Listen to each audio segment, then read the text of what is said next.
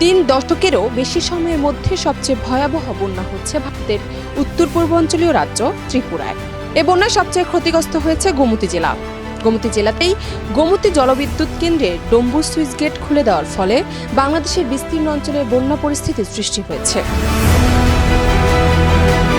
তবে ডম্বুর বাঁধে ঠিক কি হয়েছিল এ ব্যাপারে তথ্য জানিয়েছে ত্রিপুরা রাজ্যের বিদ্যুৎ মন্ত্রী রতন। তিনি বলেন, আগাম সতর্কতা ছাড়াই ভারত ডম্বুর গেট খুলে দেওয়ায় বাংলাদেশে ভয়াবহ বন্যা হয়েছে বলে যে অভিযোগ উঠেছে তা অপপ্রচার ছাড়া কিছু না। তিনি আরও বলেন, গোমতী জলবিদ্যুৎ কেন্দ্রের কোনো গেট খুলে দেওয়া হয়নি। এই বিদ্যুৎ কেন্দ্রের জলধারাটি জলস্তরের বেশি উঠলেই পানি স্বয়ংক্রিয়ভাবে গেট দিয়ে বেরিয়ে যাবে। পানির স্তর আবার নিচে নেমে গেলে নিজের থেকেই গেট বন্ধ হয়ে যাবে। জলস্তর সর্বোচ্চ ধারণ ক্ষমতার বেশি হয়ে যেতেই জলধারের 2টি গেট দিয়ে জল বেরোচ্ছে।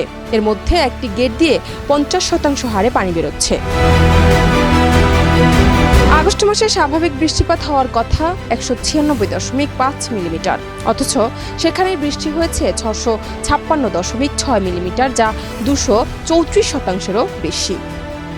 জান্নাত নিপু, দেশ রূপান্তর।